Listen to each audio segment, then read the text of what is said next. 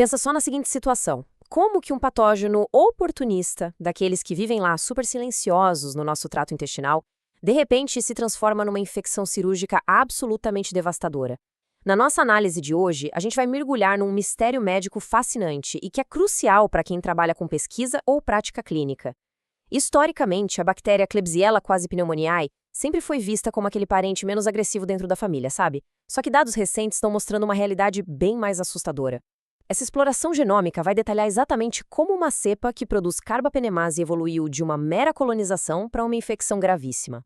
E para entender direito essa progressão, a gente vai quebrar a análise em 6 partes, começando pela transição de colonização para infecção, depois a similaridade genômica, o perfil do resistoma, os fatores de virulência, como ocorre a mobilização pelo Plasmodium INC-M1 e, por fim, a relevância de tudo isso para a nossa vigilância global. Vamos lá? Ponto número 1. O caso clínico. A transição da colonização para infecção. Para ancorar esses dados todos na realidade clínica, vamos acompanhar a linha do tempo de um paciente real. Um homem de 67 anos, internado no hospital terciário aqui no Brasil. No dia 18 de julho, ele dá entrada no hospital com quadro de disartria. Poucos dias depois, em 24 de julho, ele passa por uma cirurgia para a retirada de um tumor cerebral. Aí, durante a vigilância ativa de rotina, no dia 31 de julho, um suave anal acaba revelando a presença de uma bactéria produtora de KPC, que os pesquisadores chamaram de isolado CV39. Até esse momento, era só uma colonização silenciosa, sem sintoma nenhum no intestino. Mas olha como o cenário muda rápido. Apenas 6 dias depois, no dia 6 de agosto, esse mesmo paciente desenvolve uma infecção severa bem no sítio cirúrgico, lá no cérebro. Dali foi extraído o isolado 41518 e a situação exigiu desbridamento e antibiótico pesado. O que nos leva ao ponto 2, identificação e similaridade genômica. Qual é a conexão? A pergunta óbvia que a equipe se fez foi: será que o micro-organismo lá do intestino é exatamente o mesmo que invadiu o sítio cirúrgico no cérebro? Colocando a comparação fenotípica lado a lado, a resposta começa a ficar muito clara. Tanto o isolado CV39 da vigilância, quanto o 415/18 lá da infecção, apresentaram perfis de suscetibilidade praticamente idênticos. Os dois foram categorizados como multiresistentes, barrando várias classes de medicamentos, incluindo beta-lactâmicos, cefalosporinas de amplo espectro e, o mais crítico, aos carbapenêmicos, que, como a gente sabe, costumam ser a última linha de defesa. E um detalhe super curioso: ambos tinham baixa produção de biofilme, o que indica que a agressividade e a sobrevivência deles dependiam de outras cartas na manga. E esse número aí na tela ilustra essa conexão de forma brilhante. Através da tipagem genômica com a técnica de XBA e PFGE, a análise cravou uma similaridade genética de absurdos 92,9% entre os dois isolados. Gente, para fins de pesquisa epidemiológica, é basicamente a mesma cepa. Aquele inimigo que estava quietinho no intestino encontrou um caminho, provavelmente se aproveitando da vulnerabilidade do paciente, para causar um estrago gigante no sistema nervoso central. Parte 3. O perfil do resistoma, ou seja, o arsenal de guerra da bactéria. Com a conexão confirmada através do sequenciamento de genoma completo, o próximo passo era mapear as armas genéticas que tornaram essa infecção um pesadelo para tratar. E os resultados mostram uma verdadeira armadura molecular. O sequenciamento detectou o famoso gene BLA-KPC2, que é o que confere a resistência aos carbapenêmicos, trabalhando junto com o BLA-OOKPB2 e o BLA-TEN1B. Isso blinda a bactéria contra praticamente todos os beta-lactâmicos. E não para por aí não, hein? Tem o gene FOXA, para resistir à fosfomicina, as bombas de fluxo OQOSA e OQOBC, associadas a fluoroquinolonas, e até um gene chamado QAC, que dá resistência a compostos de amônio quaternário. Sabe aqueles usados em desinfetantes do hospital? Pois é, ela resiste a eles também. Ponto número 4. Os fatores de virulência, especificamente o tipo K1, o motor da infecção.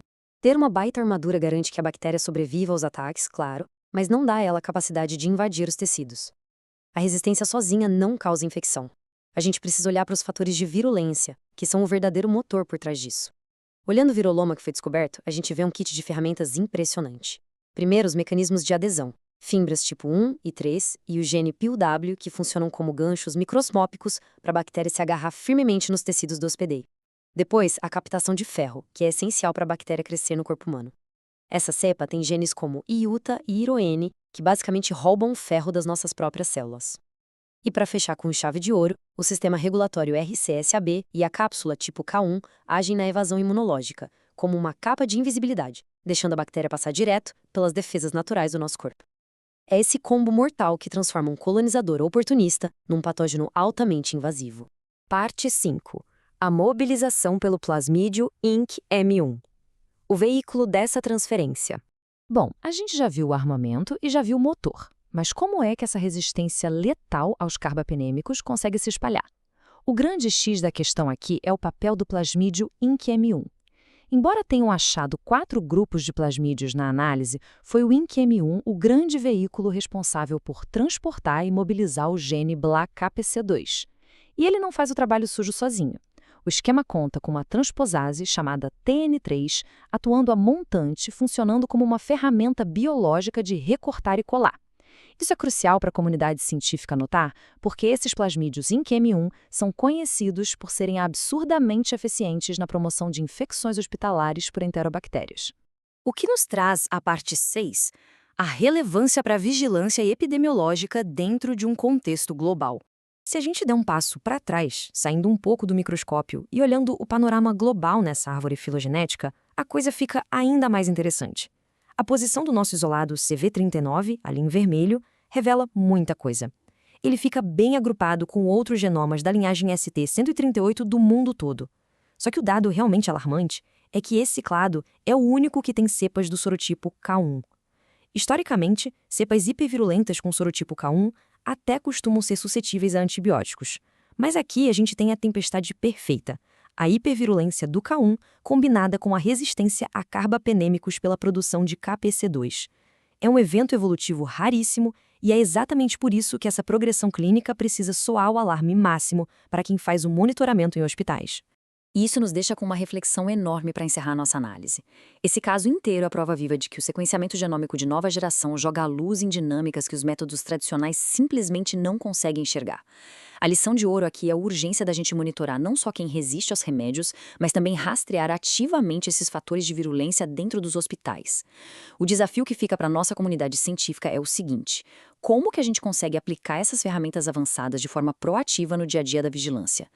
Interceptar essas verdadeiras bombas relógio enquanto elas são só uma colonização, antes de invadirem o cérebro ou o sangue de um paciente vulnerável, não é só o futuro, é a principal fronteira hoje para conseguirmos vencer a resistência antimicrobiana.